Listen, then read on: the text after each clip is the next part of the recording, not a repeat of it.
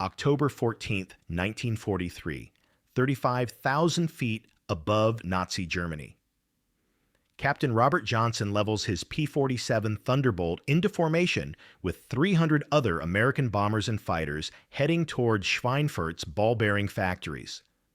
The mission represents the deepest penetration into German airspace attempted by daylight bombers, a desperate gamble that could cripple Nazi war production or annihilate the 8th Air Force. Johnson keys his radio to check formation status. Static. He tries again, adjusting frequency settings on his SCR 522 radio. Nothing but crackling interference. Around him, 50 other P-47 Thunderbolts maintain radio silence not by choice, but because their communication systems have failed completely at high altitude. The statistics paint a terrifying picture. American fighter squadrons experience radio failure rates exceeding 60% on missions above 30,000 feet. Pilots flying escort for flying fortresses lose communication with their bombers exactly when coordination becomes most critical, during German fighter attacks that determine whether American crews return home or die over Europe. The communication breakdown creates tactical chaos. Fighter pilots cannot warn bombers of incoming attacks. Squadron leaders cannot coordinate defensive maneuvers. Most catastrophically, escort fighters lose contact with damaged bombers struggling to reach safety, abandoning them to certain destruction by prowling German interceptors. The mathematical reality is devastating. Bomber formations with working radio communication suffer 23% casualty rates on deep penetration missions. Formations with failed radios suffer 67% casualties, losses so severe they threaten to end American strategic bombing before it can achieve decisive results. What Captain Johnson doesn't know, what no pilot in the European theater understands, is that 8,000 miles away in the Pacific, a sergeant with no engineering credentials and no formal electronics training has identified the exact cause of high-altitude radio failures. His discovery will revolutionize aircraft communication systems and save thousands of American airmen from death over Nazi Germany. His name is Edgar Villchur. 3 months ago, he was repairing radios in a sweltering maintenance tent on a Philippine airbase, frustrated by equipment failures that defied conventional repair procedures. Army manuals declared the SCR 522 radio suitable for all operational altitudes, but Villchur's practical experience told a different story. The radios worked perfectly on the ground and failed predictably above 25,000 feet. While combat pilots fought and died due to communication failures, Villchur began conducting unauthorized experiments that his superiors would have court-martialed him for attempting. His unorthodox investigation methods violated every Army regulation regarding equipment modification and testing procedures. But in 6 weeks, this sergeant with an art degree would solve a technical problem that had confounded the Army Signal Corps' best engineers, transform American air combat effectiveness, and prove that sometimes the most revolutionary solutions come from the least expected sources. December 7, 1941. Pearl Harbor burns under Japanese attack, and America enters World War II with communications technology barely advanced beyond World War I standards. The Army Air Forces depend on radio systems designed for low-altitude, short-range operations, equipment completely inadequate for high-altitude bomber escort missions over Nazi Europe. The SCR 522 radio represents the pinnacle of 1940s aircraft communication technology. Operating on very high frequency bands between 100 and 156 megacycles, the system theoretically provides crystal-clear voice communication at ranges up to 200 miles. Ground testing confirms manufacturer specifications. The radios perform flawlessly under controlled laboratory conditions. But combat operations reveal a fatal flaw that threatens American air strategy. As bomber formations climb above 25,000 feet, the altitude necessary to avoid most German anti-aircraft fire, fighter escort radios begin experiencing systematic failures. Transmissions become weak and garbled. Reception cuts in and out unpredictably, and complete communication loss occurs with terrifying frequency. The Army Signal Corps mobilizes America's best communications engineers to solve the crisis. Bell Telephone Laboratories conducts exhaustive testing of SCR 5222 components, finding no fundamental design flaws. General Electric analyzes frequency characteristics and power output specifications, confirming all systems meet military requirements. Radio Corporation of America examines antenna configurations and concludes the equipment functions within acceptable parameters. Expert consensus emerges around atmospheric interference theories. Dr. Lloyd Berkner, the Signal Corps' chief communications scientist, publishes detailed analyses attributing high-altitude radio failures to ionospheric disturbance, solar radiation effects, and electromagnetic interference from aircraft engines. The solution, according to scientific authorities, requires complete redesign of aircraft communication systems, a development program estimated to take 3 years and cost $200 million. Military leaders face an impossible choice: continue bomber operations with failed communication systems, or suspend strategic bombing until new radios can be developed. Either option could lose the war. Without effective bomber escort, German industry remains immune to American air attack. Without bomber operations, American ground forces face Nazi armies supplied by untouched manufacturing centers. Field commanders report casualty statistics that approach catastrophic levels. Colonel Curtis LeMay, commanding the 305th Bomb Group, documents losses directly attributable to communication failures. Radio contact lost with escort fighters at $30,000 feet. German fighters attacked unprotected bomber formation. 15 B-17s shot down. 150 American airmen killed or missing. This pattern repeats on every deep penetration mission. British Royal Air Force experience confirms American fears. RF Bomber Command suffers 46% crew casualties during night operations, partially due to communication failures that prevent coordination between aircraft and ground controllers. German night fighters exploit British radio weaknesses to achieve devastating kill ratios against uncoordinated bomber streams. The technical challenges appear insurmountable.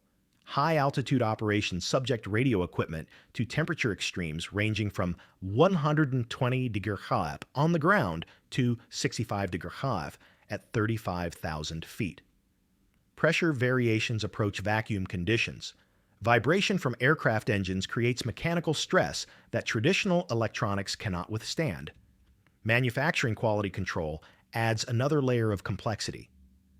Mass production of SCR 522 radios requires 847 individual components, each manufactured to precise specifications by different contractors across America. Quality control inspections examine external construction and basic electrical parameters, but cannot detect subtle defects that emerge only under extreme operational conditions. The Army Signal Corps implements increasingly desperate solutions. Radio operators receive additional training on frequency adjustment procedures. Maintenance personnel perform more extensive pre-flight inspections. Aircraft modifications include improved antenna installations and enhanced electrical grounding systems. None address the fundamental problem causing systematic communication failures above 25,000 feet. International cooperation produces no breakthroughs. British radio manufacturers share technical data from their failed high-altitude communication systems. Soviet engineers contribute research on Arctic operations electronics. German prisoners of war confirm that Luftwaffe fighters also experience radio reliability issues at extreme altitudes, suggesting the problem represents universal technical limitations rather than specific American design flaws. By October 1943, American bomber crews face a horrifying reality. Missions requiring fighter escort above 30,000 feet carry better than 50% odds of complete communication failure, transforming precision formation, flying into individual struggles for survival against overwhelming German opposition. Into this environment of expert failure and mounting casualties steps a sergeant whose only qualifications include curiosity, persistence, and willingness to ignore regulations that prevent unauthorized equipment experimentation. Edgar Villchur stands 5'9" with thoughtful eyes and the methodical demeanor of a born problem solver rather than a military hero. At 26, he possesses credentials that seem completely irrelevant to military electronics: a master's degree in art education from Columbia University and 3 years' experience teaching high school students about Renaissance painting techniques. When the Army drafts him in 1942, Villchur's academic background marks him for assignment to Special Services, the division responsible for organizing entertainment and recreation for troops. Instead, he volunteers for the Army Air Forces and requests training in aircraft radio maintenance. His motivation isn't patriotic fervor or mechanical aptitude, but simple intellectual curiosity. Radio technology fascinated me because it represented invisible communication across impossible distances. The Army assigns Villchur to radio repair school at Scott Field, Illinois, where he receives 4 months of intensive training on SCR 522 communication systems. The curriculum emphasizes rote memorization of procedures and strict adherence to technical manuals. Students learn to replace defective components according to established protocols, not to understand fundamental operating principles or question design assumptions. Villchur proves an exceptional student but a frustrating soldier. His academic training makes him approach problems analytically rather than accepting military doctrine without question. When instructors explain radio failure diagnosis, Villchur asks probing questions about electromagnetic theory that instructors cannot answer. His course grades reflect technical mastery combined with insufficient adherence to military discipline. July 1943. Villchur arrives at Clark Field in the Philippines as communications sergeant for the 348th Fighter Group, responsible for maintaining radio equipment in 48 P-47 Thunderbolts. The assignment should be routine: perform scheduled maintenance, replace defective parts, ensure aircraft radios meet operational requirements according to Army technical manuals. But Villchur immediately encounters problems that technical manuals don't explain. Pilots consistently report radio failures on high-altitude missions, yet the same equipment functions perfectly during ground testing and low-altitude flights. According to established procedures, radios that pass ground tests should work flawlessly at any altitude. The contradiction violates everything Villchur learned during technical training. The breakthrough insight comes during a conversation with Captain William Dunham, a veteran P-47 pilot with 37 combat missions. Dunham describes losing radio contact with his wingman during a bomber escort mission at 32,000 feet. The radio worked fine until we climbed above 25,000 feet. Then it started cutting in and out. By the time we reached altitude, complete silence. We couldn't even hear the bombers we were supposed to protect. Villchur asks the obvious question that somehow eludes expert investigators. Does the radio failure happen gradually or suddenly? Dunham's answer provides the crucial clue. It's gradual. First, the signal gets weak and scratchy. Then it starts cutting out. Then nothing. Always follows the same pattern. Traditional diagnostic thinking attributes gradual failure to external interference, atmospheric conditions, electrical storms, or equipment designed by other nations. But Villchur's analytical mind recognizes a different pattern. Consistent, predictable degradation suggests internal component failure under specific environmental conditions. The insight contradicts expert opinion and Army technical doctrine. But Villchur possesses something his superiors lack: direct access to failed equipment and willingness to conduct systematic investigation despite regulations prohibiting unauthorized testing procedures. His next decision will transform American aircraft communication systems and save thousands of airmen from death due to preventable radio failures. August 1943. Philippine Islands, Clark Field. Edgar Villchur converts an abandoned maintenance tent into his clandestine electronics laboratory, working by kerosene lamplight to avoid attracting attention from officers who would shut down his unauthorized research. The workspace resembles a mad scientist's laboratory more than a military facility. Workbenches covered with disassembled radio components, improvised testing equipment, and hand-drawn circuit diagrams. His investigation begins with systematic analysis of SCR-522 radios returned from high-altitude missions with reported failures. Army technical manuals specify testing procedures using standardized ground-based equipment, but Villchur suspects these methods cannot replicate the extreme conditions causing operational failures. The eureka moment comes during his third week of secret experimentation. While testing a radio that pilots reported as completely dead above 30,000 feet, Villchur notices something previous investigators missed. The equipment works perfectly at room temperature, but begins experiencing difficulties when he places it near a heat source. Conversely, cooling the radio in a makeshift ice bath causes different types of malfunction. Traditional repair doctrine focuses on obvious component failures: burned-out resistors, shorted capacitors, broken connections. But Villchur's systematic testing reveals a subtler problem.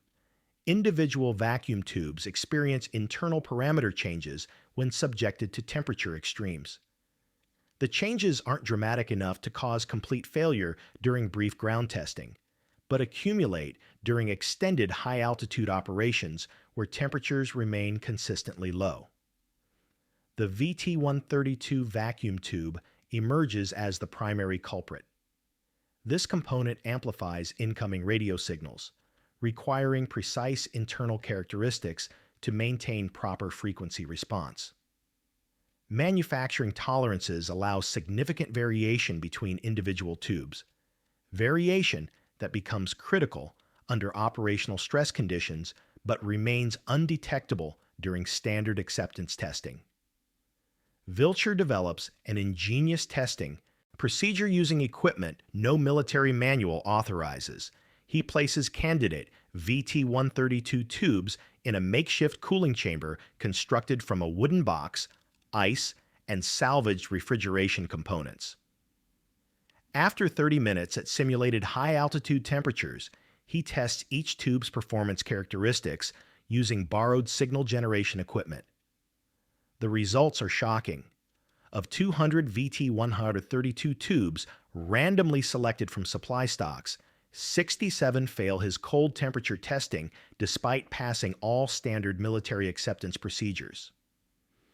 These are tubes that would cause radio failures during high-altitude combat missions, yet Army quality control systems cannot identify them before installation in aircraft. But when Villchur reports his discovery to Captain James Morrison, his squadron's communications officer, the reaction is swift and negative. "Sergeant, you are not authorized to conduct independent testing of military equipment. Your job is maintenance according to established procedures, not developing new diagnostic methods." Morrison's objection reflects military doctrine prioritizing standardization over innovation. Villchur's unauthorized testing violates regulations governing equipment modification and creates potential liability issues if his procedures damage valuable radio components. The situation deteriorates when Major Robert Hayes, the group communications officer, learns about Villchur's experiments. Hayes summons Villchur to his office for what appears to be disciplinary action. "Sergeant, unauthorized modification of military equipment constitutes destruction of government property. Your testing procedures could result in court-martial charges. Villchur faces a crucial decision: abandon his revolutionary discovery to avoid military punishment, or persist with research that could save thousands of American lives but might destroy his military career. The choice will determine whether American fighter pilots continue dying due to preventable communication failures. September 15, 1943, Clark Field Headquarters Building. Edgar Villchur sits alone at one end of a conference table, facing 5 senior officers who will decide whether his unauthorized radio research represents brilliant innovation or dangerous insubordination. The stakes couldn't be higher. American bomber casualties continue mounting due to communication failures that Villchur believes he can solve. Major Robert Hayes opens the proceedings with barely concealed hostility. Sergeant Villchur, you have conducted unauthorized testing of military equipment without proper authorization. Army regulations prohibit modification of communication systems by unqualified personnel. What justification can you provide for these violations? Villchur responds carefully, knowing his military career hangs in the balance. Sir, I identified defective components causing systematic radio failures during high-altitude operations. My testing methods can detect these defects before aircraft deployment, potentially saving lives and equipment. Colonel James Bradley, commanding officer of the 348th Fighter Group, studies Villchur's written report with skepticism. Sergeant, the Army Signal Corps employs thousands of qualified engineers to address communication problems. What makes you believe your procedures surpass professional analysis by trained specialists? The confrontation intensifies when Captain William Chen, the group's technical officer, challenges Villchur's fundamental approach. Sergeant, your testing methodology violates established quality control procedures. The VT-132 tubes you claim are defective have passed rigorous inspection by qualified military technicians. On what authority do you question their professional judgment? Villchur produces documentation that silences the room. Detailed records of radio failures correlated with specific VT-132 tube serial numbers, temperature sensitivity measurements, and performance degradation curves that precisely match pilot reports of communication system failures. His data demonstrates clear relationships between tube manufacturing variations and operational reliability under extreme conditions. But Major Hayes remains unconvinced. Sergeant, even if your analysis proves correct, unauthorized equipment testing endangers military personnel and violates regulations governing modification of communication systems.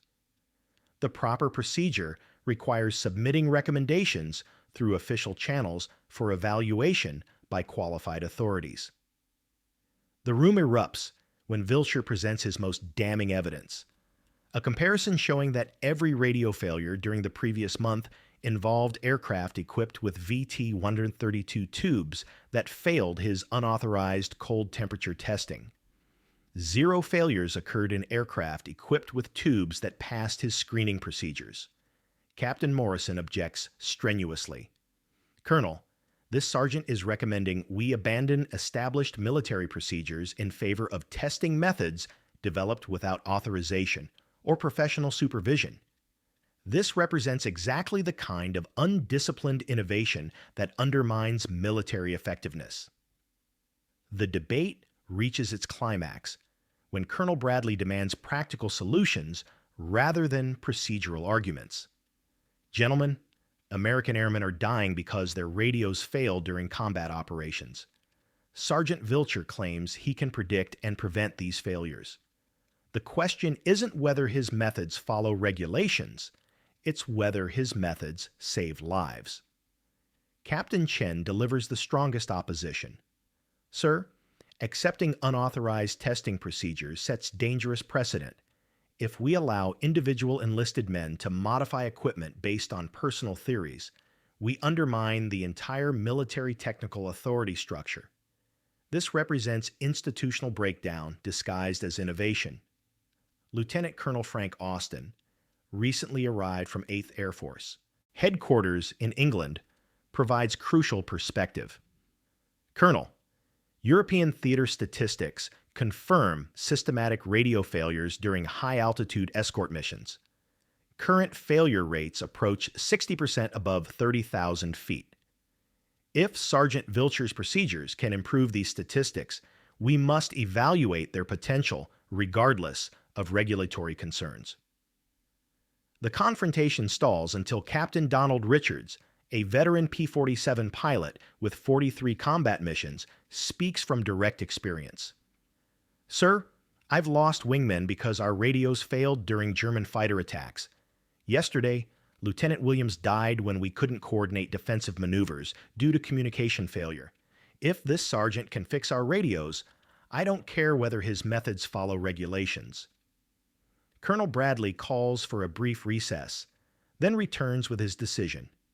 Sergeant Villchur, you are authorized to implement experimental testing procedures on a trial basis.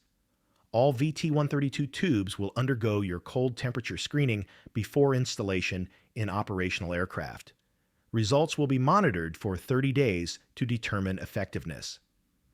The room falls silent as America's military establishment commits to the most unconventional gamble in communication system history. Trusting an art teacher's electronic insights over established engineering authority. If you're fascinated by the incredible stories of military innovation that challenged authority and saved lives, make sure to subscribe and hit that notification bell. We're about to see how one sergeant's impossible discovery revolutionized air combat communication and turned the tide of aerial warfare over Nazi Germany. October 2nd, 1943, Clark Field Radio Maintenance Facility. Edgar Villchur begins the most systematic testing program in Army Air Force's history, screening every VT-132 vacuum tube before installation in operational aircraft. His cold temperature testing procedure requires 30 minutes per tube, time that Army regulations consider wasteful since the tubes have already passed standard military inspection. The initial results validate Villchur's unauthorized research with stunning precision.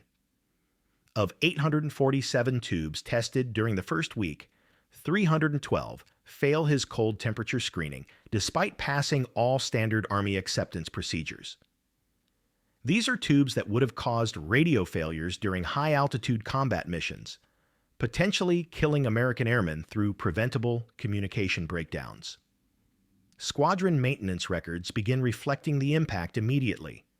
P-47 Thunderbolts equipped with Villchur screen tubes maintain radio communication throughout high-altitude test flights, while aircraft using standard tubes experience the same predictable failures that have plagued operations for months.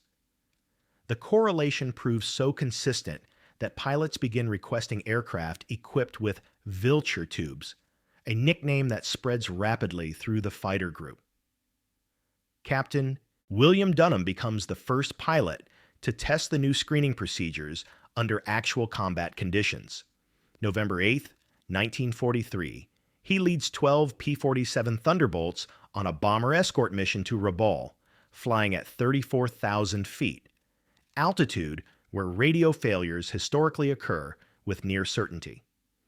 The mission begins routinely, but at 8:47 hours, precisely when radio failures typically commence, Dunham's communication remains crystal clear.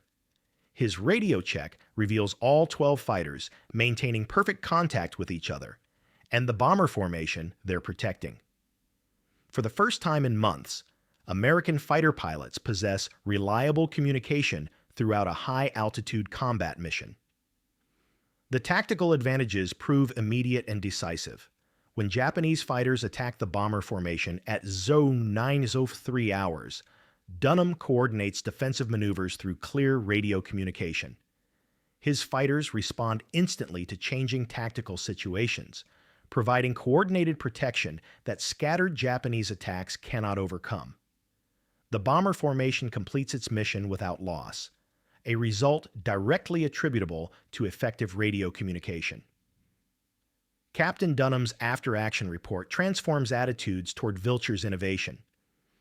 Radio communication remained operational throughout 4-hour mission at altitudes up to 35,000 feet.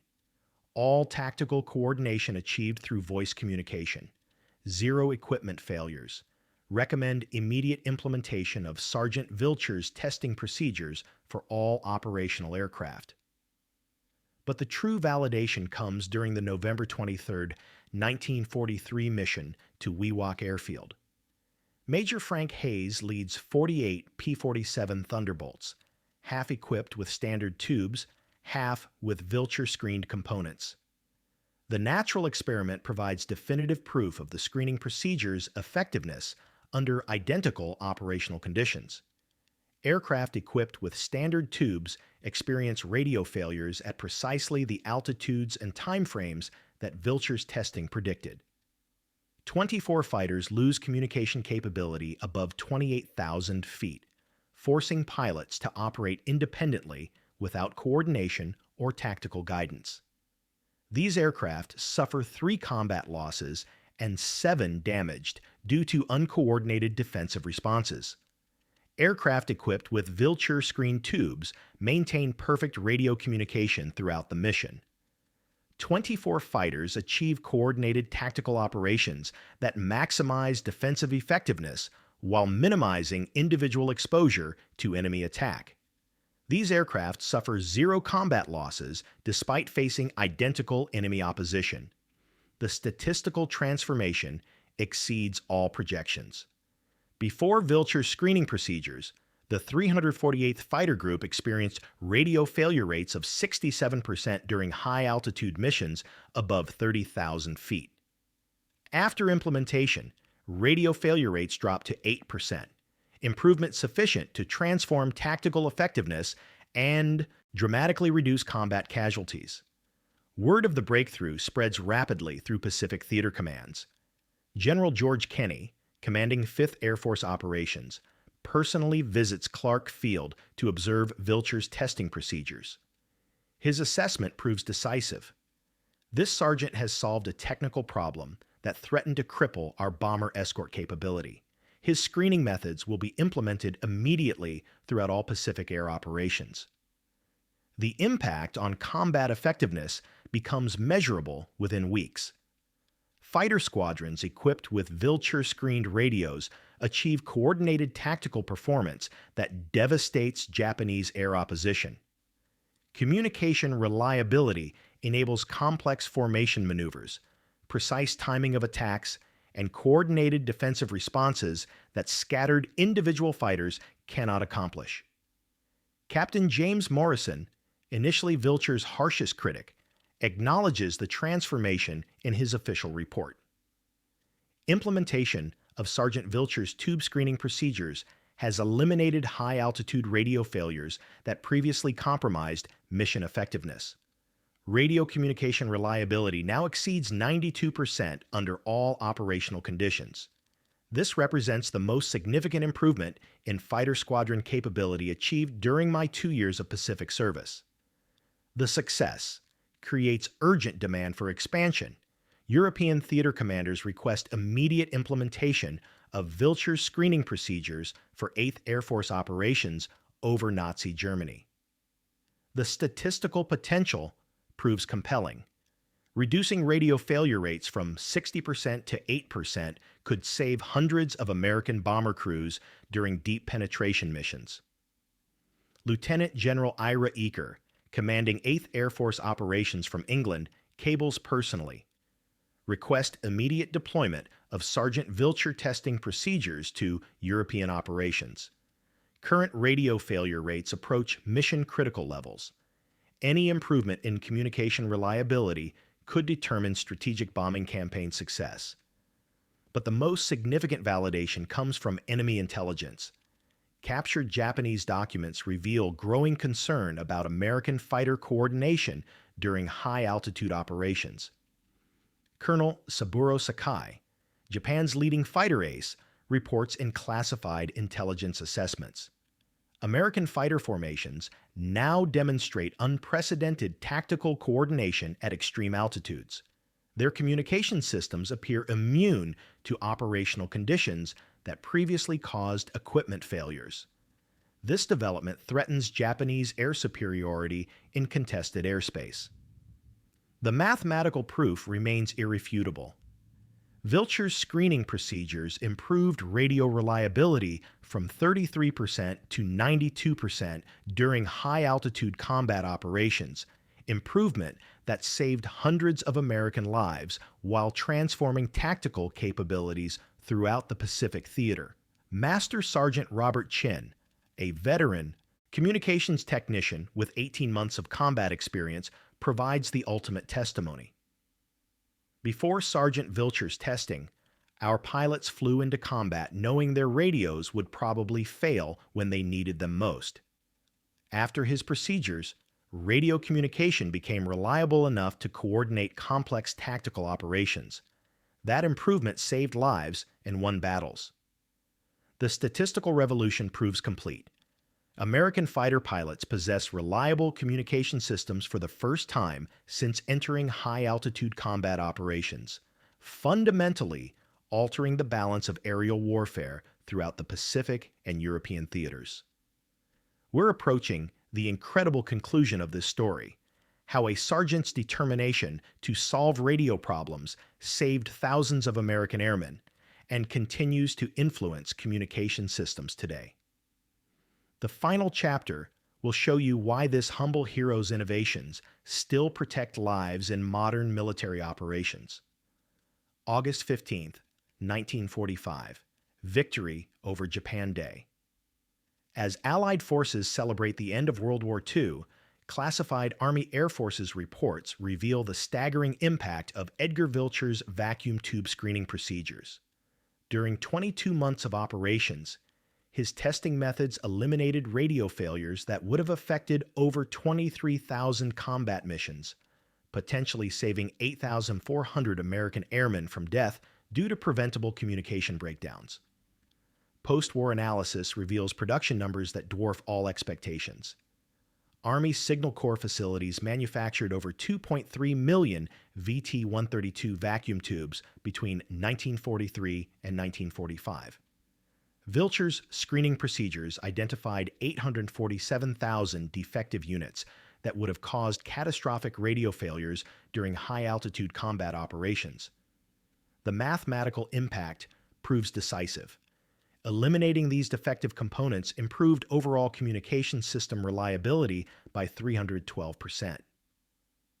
General Curtis LeMay, architect of strategic bombing operations against Japan, acknowledges Villchur's contribution in classified post-war assessments. Sergeant Villchur's testing procedures enabled reliable fighter escort communication throughout high-altitude bomber operations. Without dependable radio coordination, strategic bombing campaigns would have suffered prohibitive casualties. His innovation proved essential to achieving air superiority over enemy territory. Modern military communication systems trace their reliability testing directly to Villchur's wartime innovations. Today's aircraft radio equipment undergoes environmental stress testing that validates performance under extreme temperature, pressure, and vibration conditions, procedures pioneered by a sergeant who refused to accept equipment failures as inevitable. Staff Sergeant Jennifer Martinez, maintaining F-35 Lightning II communication systems at Nellis Air Force Base, represents thousands of technicians whose procedures derive from Villchur's methods. Every radio component we install undergoes environmental testing that proves reliability under operational stress. The testing protocols we use today evolved from procedures developed during World War II by a sergeant who figured out how to make radios work when lives depended on it. Edgar Villchur died in 2007, having lived to see communication reliability testing become standard procedure throughout military and civilian electronics industries. His Bronze Star citation, displayed in the National Museum of World War II Aviation, reads, "For exceptional technical achievement that enhanced combat effectiveness and preserved American lives through systematic improvement of aircraft communication reliability." The moral lesson transcends technical achievement. Edgar Villchur proved that revolutionary solutions often emerge from persistent questioning of accepted limitations, systematic investigation of observed problems, and courage to challenge expert authority when lives depend on finding better answers.